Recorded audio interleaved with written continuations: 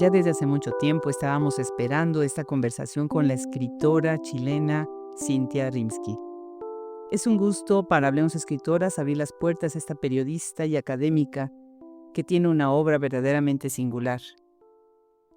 En esta conversación nos dice cómo el humor la ha salvado de la melancolía y cómo ve la curiosidad como una forma de conocimiento. En sus obras ha trabajado el olvido y ha reinventado historias con los objetos. Conversamos también de lo que es ser parte de una generación nacida en los 60, con una formación literaria que va a lo más profundo de los libros. Bienvenidos a un episodio más de Hablemos Escritoras. Yo soy Adriana Pacheco y conversamos el día de hoy con Cynthia Rimsky.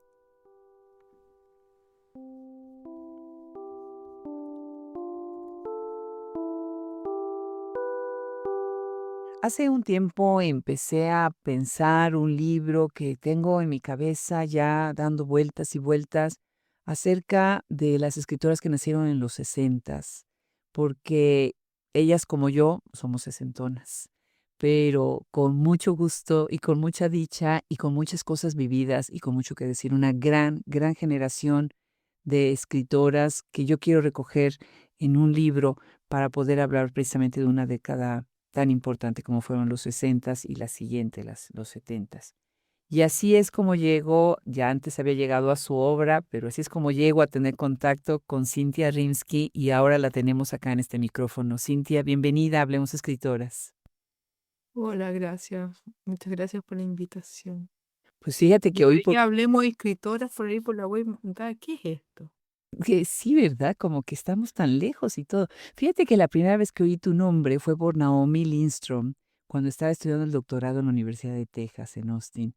Y Naomi estudia la literatura judía, entonces sabe mucho de escritoras y ella fue la primera que me presentó hace muchos, muchos años tu trabajo y me da muchísimo gusto.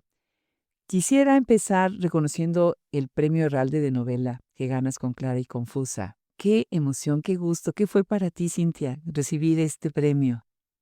Y fue muy sorpresivo, muy sorpresivo, porque estaba viviendo un momento un poco triste, donde siempre tuve algunos problemas para publicar, porque decían que mis libros no se entendían o que eran pesados. Entonces estaba viviendo como un bajón de energía, dijéramos, porque me habían rechazado mi última novela, publicarla en Argentina. La encontraron un poco compleja, que es Yo morí, que ahora justamente se está publicando. Ujú. Y cuando llegó el Herralde fue como una sorpresa, fue como decir, no es así, ¿no? No es así, no tengo por qué estar triste, no, no es así. Hay que encontrar como los lectores, ¿no? Uno tiene que como encontrarse con sus lectores. Entonces fue como, en términos de ánimo, un espaldarazo bastante grande en ese momento. Y también en términos como de lectores, ¿no? Como que mis lectores y mis lectores que son más anónimos, que yo digo que son como náufragos sueltos, de repente se vieron como juntos, ¿no? Y como respaldados en algún punto, siento. Y eso fue muy lindo, ¿no?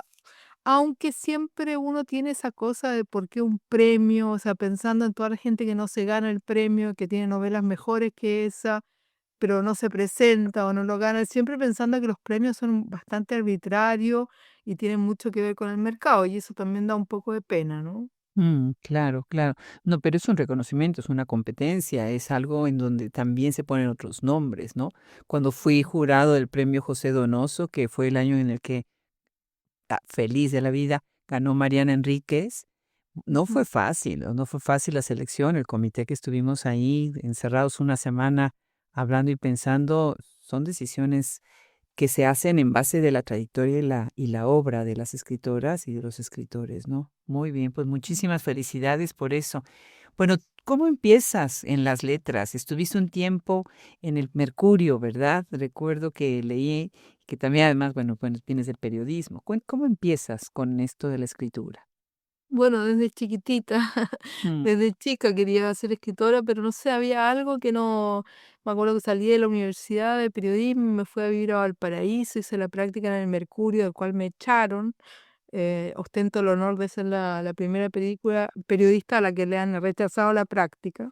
Oh, Y traté de escribir y no podía, y nunca terminé nada. Era como una cosa muy pesada eso, ¿no? Como yo creo que era porque me iba como creía, erróneamente, ahora es algo que le digo a mis estudiantes, creía que uno tenía que expresarse en la literatura, que era como expresar lo que uno sentía, y es justamente como lo contrario, ¿no? Porque yo expresaba lo que sentía y después lo leía y evidentemente quedaba, no era lo que yo sentía, porque las palabras no son vehículos, ¿no? Son entes vivos, entonces no es cosa como que van a decir lo que uno quiere. Entonces fue como un proceso muy largo hasta que una amiga, yo siempre lo cuento, me pasó un libro de viajes de Walter Benjamin, y donde él habla sobre las cosas. Y eso, no sé, me cayó un rayo.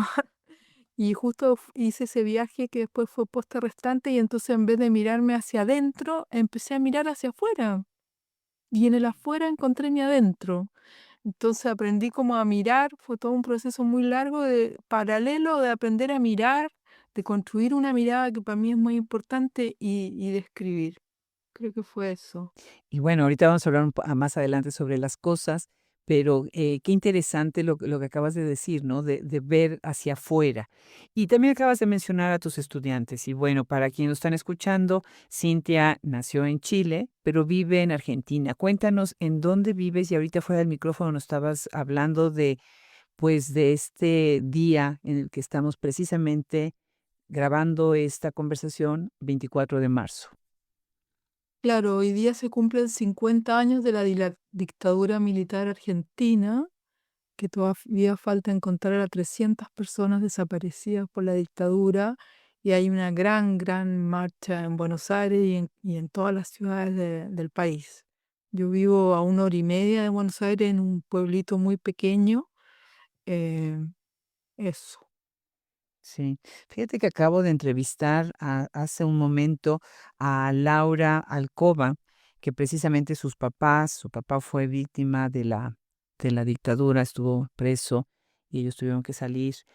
¿Tú sientes que lo que ha pasado en los dos países, porque además vienes de esos dos países, ¿no? Con esta historia tan fuerte, por un lado Chile, por otro lado Argentina. ¿Piensas que la literatura está ahora viendo hacia allá con otros ojos? ¿Hay una nueva lectura de esos años oscuros y de lo que pasó después y de lo que sigue pasando? Acabas de mencionar 300 desaparecidos, ¿no? Creo que ha sido muy, muy complejo, más complejo en Chile que en Argentina. Creo que en Argentina hay más una tradición, viene de más de escribir sobre la dictadura. En Chile tenemos a Droguet, que es muy bueno, Carlos Droguet, pero en Chile hubo como un apagón cuando fue la dictadura, y después vino una generación con la que yo no estoy muy de acuerdo, que es como la generación de los hijos, que se empezó a escribir de la dictadura a partir de puros niños y niñas. Y a mí eso, no sé, siempre me causó como un escozor. ¿Por qué? ¿No? ¿Por qué escoger niños y niñas? Pero además creo que el horror, y es una cosa que no es de ahora, es muy difícil su relación con la escritura, ¿no? Con la literatura. Es muy difícil en el sentido, ¿qué hace la literatura con eso? Creo que lo que se hacen todo el tiempo y hoy día es ensayar o experimentar nuevas respuestas a esa tensión, ¿no? Mm, Que es una cosa que no está cerrada.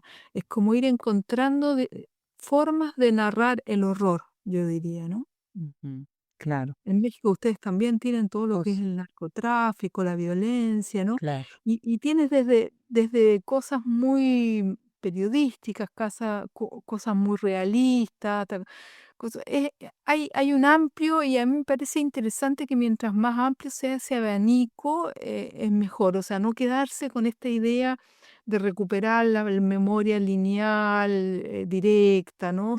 Sino como cuestionar. A mí me interesa, en dos libros, que sobre todo en El futuro un lugar extraño, también cuestionar como el buenismo de la izquierda, ¿no? Que todos eran buenos santos, que los otros son los malos, que no son los malos, que los son buenos, como ir indagando un poco más en eso.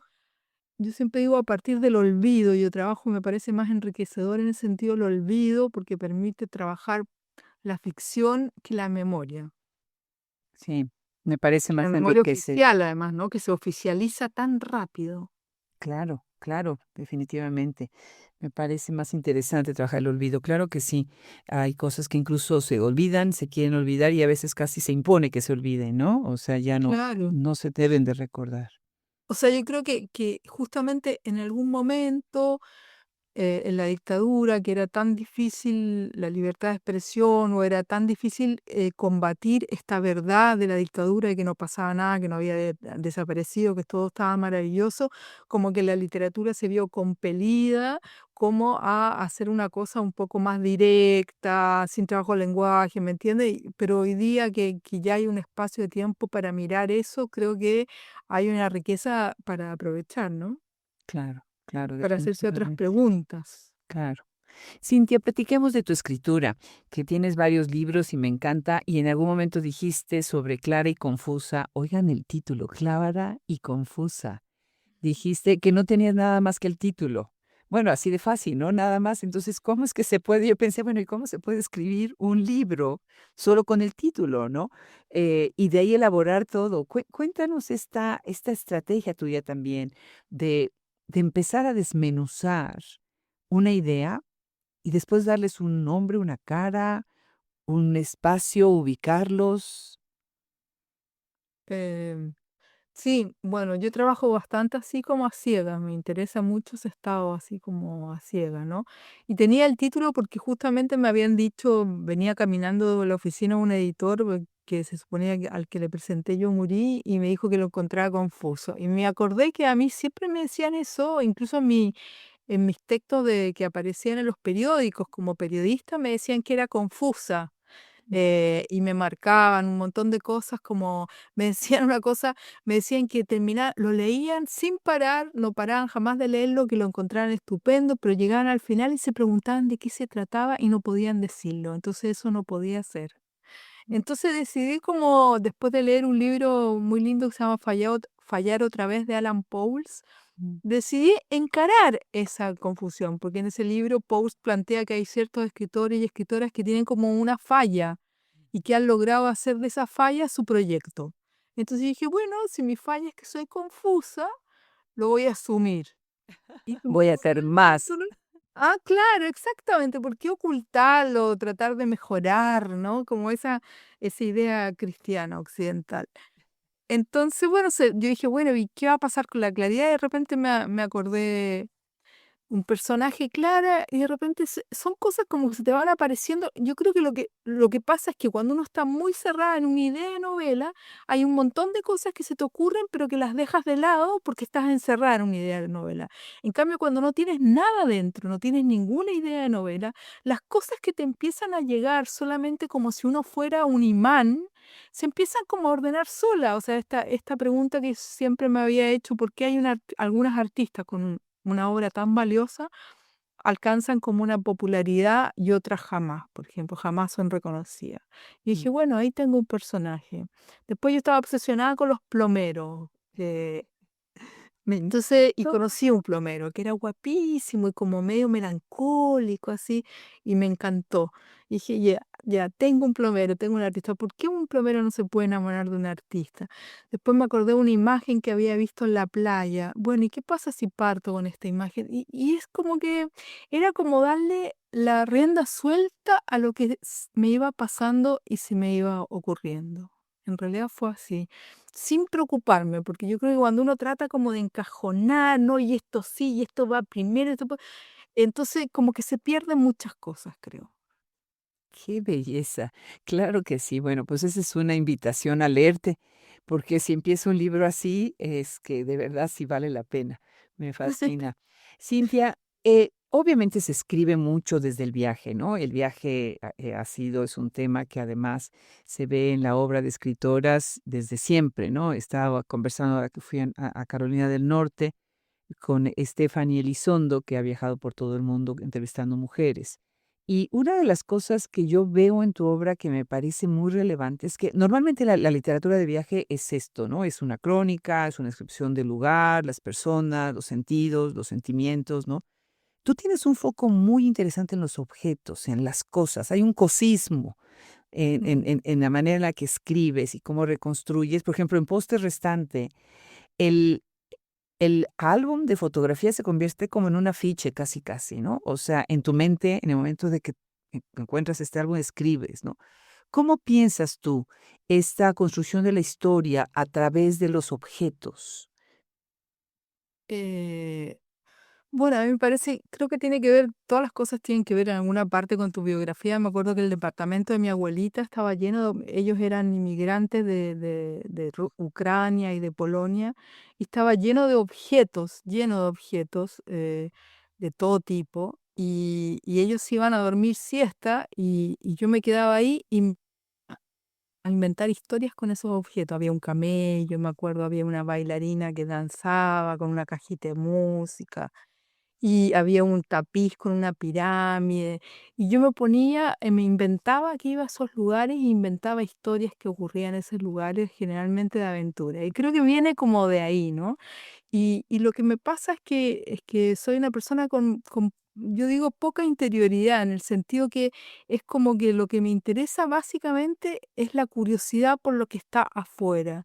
Y una manera de focalizar para mí están en los objetos, porque si uno mira los objetos, en los objetos está toda la historia, la vida, y es como que uno puede jugar a hacer esto que dice Piglia, como a ser un detective, ¿no? En el sentido, me encantan esa cosa como pensar cómo llegó este objeto y por qué tiene esta raya y en qué momento lo habrán usado. Esta idea como de ir estableciendo asociaciones. A mí me interesa ese tipo de pensamiento que se construye literariamente así. Claro. Me encanta esta idea de empezar ahí a imaginar. Imagínate ahora qué pena, Cintia, con los celulares y con los tablets y todos nuestros niños ya no están viendo alrededor el cuarto, ¿no? Está El otro día pensaba abstraídos. justamente en eso, es impresionante. O sea, ya la realidad, o sea, lo que está afuera no tiene ningún valor. Es increíble eso. Prefieren ver el árbol en la pantalla que el árbol que tienen al frente. Eso Sí. va a generar un cambio increíble, ¿ah? Sí, qué triste. Nosotros sí teníamos, no nos aburríamos. O sea, O nos estábamos ahí. aburríamos, pero la vida incluía el aburrimiento, porque ninguno Exacto, se aburría. claro. Pero, tienes razón, sí nos aburríamos, pero incluía eso, pero encontrábamos la manera de salir del aburrimiento, incluso solos, porque se iban a dormir la siesta y nos dejaban ahí, no teníamos alguien que nos entretuviera, ¿no? Todo el tiempo, también es otra cosa, ¿no?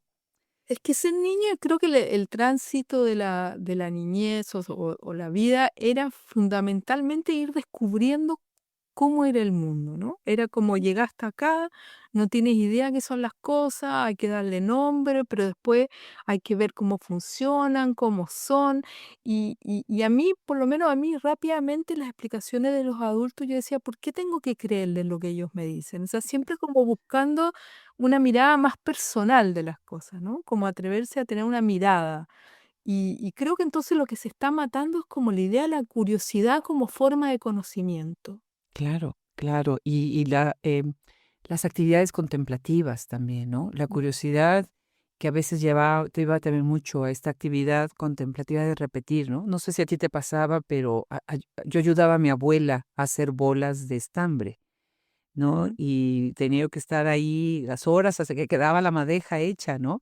Y Claro. y era lindo, porque después tejía yo con ella, o hacía yo alguna otra actividad que significaba estar completamente abstraída, sola, callada, ¿no? Haciendo esto, ¿no? Eso es lindo. Claro, bueno, una de las razones por las cuales estoy acá viviendo en este pueblo chico, en el campo, es porque como soy tan mental, porque escribo, esto de ver los procesos, de ver que las cosas vienen de algo, de preocuparse. Hoy día estoy jodida la espalda porque ayer empecé a trabajar en la huerta, sentir, tocar la tierra, la diferencia entre una tierra grumosa, llena de pelotas, y una tierra lisa, esponjosa, y que después viene la semilla y que el gato andaba rondando. O sea, hay como un sistema, ¿no? Que va funcionando y que se van haciendo sistemas, ¿no? Y uno los va viendo. Es diferente que comprar, ¿no? Claro, claro, claro. Fíjate que ahorita que estábamos hablando de aburrimiento, tú has dicho, es que te aburres de lo que sé, me aburro de lo que sé.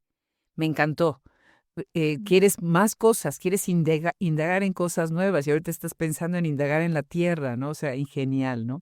Cintia, yo siento que las escritoras nacidas en los 60, y tengo varios nombres que me vienen a la cabeza, Rosa Beltrán, Sandra Lorenzano, Carla Suárez, Ana García Bergua, tantas que han nacido en esta década, tienen mucho en común eso en sus obras, una gran capacidad de experimentación, pero a partir de la curiosidad y de la observación. Me parece que hay mucho menos esta escritura del yo, con sus excepciones siempre, y me parece que hay mucho como que una mirada mucho más hacia afuera, hacia el contexto, hacia el contorno. ¿Sientes tú que hay algo también generacional? Porque además todas ellas, incluyéndote a ti, son grandes lectoras Mm. y basan principalmente su escritura en la lectura y ya después escribe, ¿no? Como me decía Verónica Murguía, cuando lees tanto, terminas teniendo la necesidad de escribir. No, Mm. cuando escribes tanto, terminas teniendo la necesidad de leer. Casi siempre es al revés, ¿no? ¿Qué opinas tú? Mire, así tentativamente creo que fuimos como el último pliegue en esta idea de escritora, ¿no? O sea, en esta idea de escritora que es la persona que busca, que descubre, que piensa, y no una persona como con fama, con todas estas actividades de promoción, con llegar y publicar para ser influencer, o sea, con todo tan metido, toda esta cosa comercial de la literatura, ¿no? Y además como esa última generación que creyó que la literatura tenía un papel de cambio, que se tomaba en serio en ese sentido, ¿no? Como agentes como de cambio, que un libro podía cambiar una cabeza, por ejemplo, o cambiarle la vida a alguien, ¿no? Creo y el escritor como una persona más bien recluida, no como una persona como que tiene que ir a todas partes como dando vueltas ahí con los periodistas o con la prensa. Creo que hay algo ahí como con la figura de la escritora y la escritora, que fuimos como el último eslabón de eso. Y también como con una diferencia entre la intimidad, una barrera o a una separación entre la intimidad y la escritura y la exposición pública, que hoy día ya no es eso, ¿no? O sea, Claro, claro. hoy día, no sé, se te muere la mamá y a los 6 meses ya está publicada la novela sobre la muerte de la madre, ¿no? Una cosa que creo que en nuestra generación no se da eso. El simple hecho de poner en social media que se acaba de morir tu madre, ¿no? O Claro. sea, es algo que por lo menos yo no lo haría, ¿no?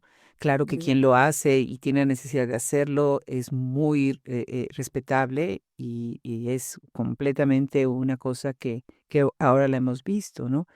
Y sí, definitivamente hay una cuestión de comunicación. Y además también hay una cosa como de formación literaria, o sea, creo que todas nosotras nos formamos con los rusos, con los existencialistas, con la Marguerite Duras, o sea, hay una formación como con esos clásicos que evidentemente da otra cosa, ¿no? Claro, muy buen punto, por supuesto que sí. Bueno, ahorita que estás hablando, que dijiste hace un rato acerca del aniversario de la dictadura, estoy pensando en tu libro El futuro es un lugar extraño. Ahí estás hablando de la dictadura chilena y has dicho que tú no escribes sobre política, sí, y sin embargo este libro que lo escribes en el 2016, mira, está cumpliendo 10 años esta publicación. Me quedé pensando que ustedes, chilenos, viendo todo lo que ha pasado en Chile, pues en los últimos años, tal vez si en algún momento tuvieras que reescribir este libro, ¿pondrías algo más, algo que sientes que ahora lo actualizaría en lo que está sucediendo en Chile y en otros países a nivel dictaduras y sistemas totalitarios? Em, no, creo que no, porque quizás escribiría, de hecho ahora estoy escribiendo un libro que quizás lo más probable es que esté ambientado en la dictadura. Creo que quizás me quedaron como algunas interrogantes que lo más probable es que por eso que me quedaron las voy a trabajar ahora, pero en ese libro lo que yo me planteaba, que era como lo nuevo para mí, es que no quería ningún tipo de explicaciones sobre la dictadura, ni descripciones sobre la dictadura. Lo que yo quería era llevar a los o las lectoras a que por un segundo estuvieran ahí y sintieran con los sentidos, con la emoción, lo que es vivir bajo la dictadura. Una cosa muy pequeña quería y a la vez, bueno, bastante enorme, pero eso era lo que buscaba, una cosa como sensorial. Qué bien, qué bien. Déjame contarte que ganamos en 2025, Hablemos Escritoras y Literal Publishing, ganamos el premio que da el gobierno de Chile, el premio Dirac de traducción, para traducir el libro de la escritora chilena Emma Sepúlveda, y lo tradujo Denise Creeper. Este libro en español se llama Cuando mi cuerpo dejó de ser tu casa, When my body ceased to be your home. Y es un libro sobre Colonia Dignidad. Y obviamente Colonia Dignidad es un pasaje obscuro de la historia chilena y del encubrimiento de los gobiernos, ¿no? Y estaba pensando cuando empecé a estudiar sobre tu libro Yo Morí, pensé en cómo de alguna manera las traducciones también empiezan a abrirles espacios a los libros para de alguna manera también como hacer conciencia a nivel mundial de lo que pasa en ciertos lugares del mundo, ¿no? A través de la literatura. ¿Qué opinas sobre esta cuestión de la traducción? Tú tienes varios libros traducidos y cómo estas traducciones van abriendo estas brechas. O sea, siempre me he preguntado lo que dice mi libro en otro idioma, no tengo idea. Pero, eh, pero lo que sí pienso es que también las traducciones están siendo como un sesgo de la literatura y ese también es un problema en el sentido de qué se traduce. Ujú. ¿Qué se está traduciendo y qué imagen se da? Por ejemplo, ¿qué se traduce de Latinoamérica para Europa o para Estados Unidos, ¿no?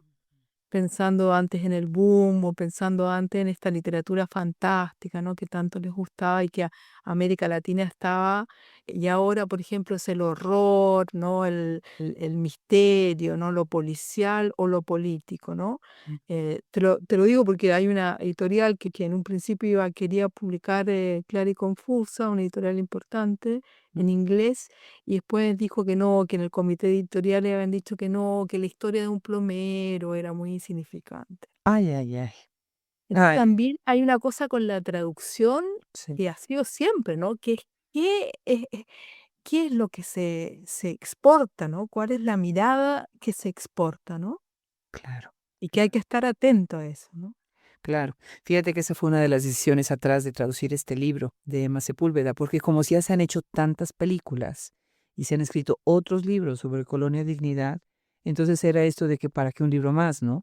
Sobre este Mm, tema, nada más que este libro está escrito a través de los ojos de una niña que va creciendo dentro de Colonia Dignidad y esa voz está faltando en los otros mm, documentos que hay sobre esto, pero además se está actualizando mucho porque viene esta serie de televisión, Handmaid's Tale, que habla mucho pues, de esta violencia tan fuerte y control tan fuerte del cuerpo de la mujer, del cuerpo, ¿no? Entonces, obviamente, el libro de Emma iba a ser muy difícil que alguien más lo quisiera tomar por esto, claro. porque Colonia de Dignidad Bueno, otra vez. ahí las editoriales independientes juegan un papel, pero incluso hoy día está tan difícil la situación económica, hasta las editoriales independientes también están muy Sí. tomando decisiones de mercado, ¿no? Es complejo eso. Es cierto, totalmente Yo me cierto. pregunto, yo siempre me he preguntado, porque tú sabes que las únicas películas en dictadura era muy curioso, las únicas películas internacionales que llegaban a Chile eran las alemanas y las francesas a través de los institutos de cultura. Entonces uno se vio todo Fassbinder, todo Bergman, ¿no?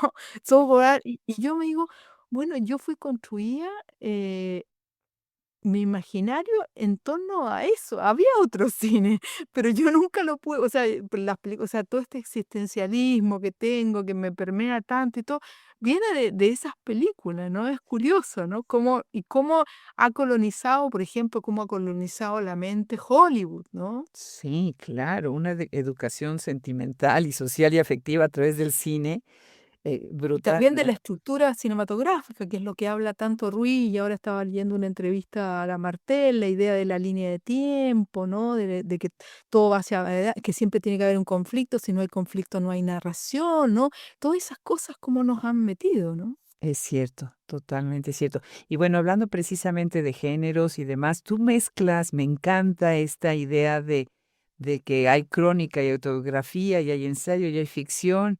Riquísimo esa escritura híbrida que tiene tu obra. Cuéntanos un poco acerca de esta curiosidad también de brincar de géneros y de no asirte a uno, ¿no? Quizás tiene que ver como con la manera en la que trabajo, que es como a mí no me llega la inspiración del cielo, sino como que tengo que buscarla, ¿no? Entonces, y al buscarla voy a elementos reales, ¿no? Y los voy manipulando. Entonces yo creo que es una manera como una búsqueda, ¿no? Que se amplía como a todos los materiales. Me parece interesante también por ejemplo, el principio de Clara y Confusa, gusta mucho esta cosa de algo, no me acuerdo cómo era, nunca llega en la misma piedra, no sé, y eso lo saqué de una frase chanta de estos sitios espirituales que hay en internet, que son total, que decía que venía de la India, la copié, la arreglé un poco, y me parece divertido que la gente se la crea y la encuentre linda, ¿no? Entonces, como todo el tiempo estoy buscando cómo incorporar las cosas reales que ocurren, ¿no? Que ocurren en... Una vez estaba acá caminando en el pueblo y de repente hay un tipo panadero, pero también le corta la leña a la panadería. Y empezó un trabajo increíble, que empezó es un obsesivo, evidentemente, a cortar la leña del mismo tamaño y del mismo grosor y empezó a hacer como unas esculturas para guardarla. Era una cosa alucinante y además el tipo todas las tardes se pone en una sillita de estas sillitas argentinas a mirar su obra y se pone ahí y la mira, en vez de mirar la calle como miran todos. Entonces yo decía, esta es una obra de arte y escribí sobre la obra de arte sin decir nunca que era lo que era, que eran pilas de leña, ¿no? Entonces eso se va como metiendo en lo que escribo. ¿Cómo no lo voy a meter, no? ¿Cómo uno no va a reflexionar literariamente sobre los materiales reales, ¿no? Que es como darle otra vida a los materiales, ¿no? Me gusta reflexionar literariamente, claro que sí, claro que sí. Bueno, y acabas de abrir ahorita precisamente lo que era mi siguiente pregunta, que es el humor y la ironía. Mencioné a Verónica Murguía, o creo que no la he mencionado, pero Verónica Murguía es una escritora mexicana que para ella el humor y la ironía son así como vital, vital. ¿Qué es para ti el humor en la literatura? Me ha salvado mucho de la melancolía, porque mis primeros libros eran muy melancólicos. Mi padre era un gran melancólico y como que en un momento dije como que no, hay algo acá que no, este padecimiento, esta cosa de la nostalgia que no me funciona. Bueno, y mis grandes lecturas también eran muy nostálgicas, ¿no? Y de repente yo siempre soy media así aguja, me dicen, ¿no? Como que pongo el ojo donde está como lo quebrado, ¿no? Y empecé a decir, ¿por qué no trasladaba eso a la literatura? Y en vez de mirar como la tristeza de las cosas, miraba como el equívoco, por ejemplo, ¿no? O miraba la tensión entre la apariencia y la forma, entre lo que la gente pensaba y lo que realmente creía, ¿no? Y empecé como a desviar la mirada hacia ese lugar. Y me pareció súper interesante porque creo que la gente ya está un poco aburrida del tono de denuncia, ¿no? Que no pasa nada ya. Uno abre y hay tanto de eso, ¿no? De que todo es falso, de que todo en realidad no es lo que como que poner la mirada en mecanismos que no funcionan mal, o parece que funcionan y no funcionan, como poner la mirada en los errores, en los equívocos, y trabajar eso a partir del humor y no de la denuncia, me cayó súper así como del cielo, y me encanta, me encanta. Además me encanta porque la escritura de por sí, que es una cosa tensa, porque no te resulta y te hay que trabajar mucho, como que uno se empieza a reír también cuando está trabajando. Entonces como que se empieza a incorporar la risa en tu propio trabajo y eso es muy aliviador. Sí, claro que sí. Para ti como escritor y para nosotros como lectores. Claro. Es buenísimo, buenísimo. Cintia, pues tú enseñas además, ¿no? En la Universidad Nacional de las Artes. Platícanos un poco cómo dialogas o cómo pones tú en diálogo tu escritura con la enseñanza. Y bueno, es difícil. Creo que yo nunca fui a un taller. Era esa época, quizás la de los 60 también compartimos eso, ¿no? Que somos todos autodidactas en el fondo. Yo nunca fui a un taller, no creo que haya que ir a un taller, entonces es difícil en ese sentido de enseñar, porque además no todo el mundo escribe bien o escribe, dijéramos, tiene un proyecto más bien. No todo el mundo tiene un proyecto, no todo el mundo lo puede sostener. Hay en la gente que está hoy día entrando a estas escuelas de escritura mucho más relación con la figura del escritor que con la escritura misma. No entienden que cuesta, que es una cosa bastante difícil, que cuesta mucho. Entonces, básicamente a mí me interesa como trabajar con los y las estudiantes, la idea como de quebrar ciertos como parámetros que uno tiene metidos dentro de la cabeza, como hacerles quebrar sus ideas preconcebidas que traen, ¿no? La idea de aprender a mirar, la idea de aprender a escuchar, de salirse, bueno, si el tipo va a abrir la puerta y al otro lado de la puerta tiene que estar ella con el amante, no, que al otro lado de la puerta, ¿qué más puede haber? Saca el amante, ¿qué más puede haber? Un perro, un gato, una rana, y a partir de ahí, o sea, entrar como correrlos un poco, sobre todo en la idea de trabajar la imaginación, porque creo que aunque no sean escritores o escritoras, ese trabajo les va a servir para cualquier cosa. Y también un trabajo como de que lean y de que tengan como una relación con el lenguaje, porque creo que creen mucho que el lenguaje es como una pala, Claro, ¿no? claro. Entonces también eso, como que lo van a usar y le va a servir, va a ser todo lo que uno, el agujero que uno quiere. No, no, pues no es así. Menos mal. Me encanta. Esa metáfora nunca la había oído. La pala. Eso nunca lo había oído. Me encanta. Cintia, pues tengo 3 preguntas muy breves que hacer para cerrar esta conversación, que las hacemos a todas las escritoras. Tienes que tratar de contestarlas con una frase, y la idea es que después vamos a trenzar todas estas respuestas que han sido tan únicas y que son tan únicas cada vez que las hacemos, las preguntas, trenzar las respuestas. Bueno, la primera va, ¿estás lista ya? Sí, ¿Cuál es la cosa más extraña que haces mientras estás escribiendo? no lo puedo confesar. Pero básicamente estoy todo el tiempo interrumpiendo mucho con la huerta, ir a limpiar la pelopincho, las hojas, que estoy viendo que hay demasiadas hojas. Estoy todo el tiempo interrumpiendo con cosas que hacer para el funcionamiento de la casa, pero no sé si eso es muy extraño. Claro que sí. Hay algunas que se encierran durante horas y no hacen nada ni comer, ¿eh? Así que claro que sí, cada una. Bueno, la siguiente, ¿cuál fue el primer consejo que te dieron cuando estabas considerando volverte escritora? Que si quería ser escritora, que dejara la carrera de periodismo. Oh, wow, qué Creo que lo debía haber tomado. interesantísimo. Tenemos además tantas escritoras que son o fueron periodistas, qué interesante. Bueno, y la última, ¿piensas en el lector, en tu lector mientras escribes? Ay, sí, juego un montón con los lectores y las lectoras. Un montón. No saben cuánto juego y me divierto. Y sí, absolutamente. Ya Sí. estás imaginando la cara de qué van a Sí. decir y qué van a Cómo pensar. engañarlos, cómo para que no se vayan por el camino más sencillo, cómo hacerlos dudar. Sí, estoy todo el tiempo en esa, como hacerles trampa, todo el tiempo. Me divierto mucho. Ah, pues qué lindo, ya me estoy divirtiendo yo de oírlo. Cintia, qué placer. Muchísimas gracias por venir. Hablemos Escritoras. Ha sido una conversación de lo más deliciosa, enriquecedora y nos dejas curiosos para leer tus libros. Gracias. Un abrazo grande desde Austin, Texas hasta el Cono Sur. Un abrazo, Mariana. Una vez más le agradecemos a Cintia Rimsky y no se pierdan leer su obra, buscar todo su trabajo. Fue una verdadera delicia conversar el día de hoy con ella. Hablemos Escritoras es literatura, entrevistas, reseñas, audiolibros, documentales, traducción y la enciclopedia más grande del mundo en escritoras de origen hispanohablante. La producción de Hablemos Escritoras es por Adriana Pacheco y Andrea Macías. Edición de audio y masterización por Cristian Josefi. Preparación, coordinación, social media e imagen, Brenda Ortiz. Colaboradores del proyecto, Liliana Valenzuela, Francesca Denstedt, Anjane Delgado, Isabel Ibáñez de la Calle, Rosemary Salum, Teresa López Pelliza, Valeria Rey de Castro, Julia Santibáñez. Artista residente, Mitana Boikova Josefi. Difusión literaria y de proyectos, Alexander Boisin.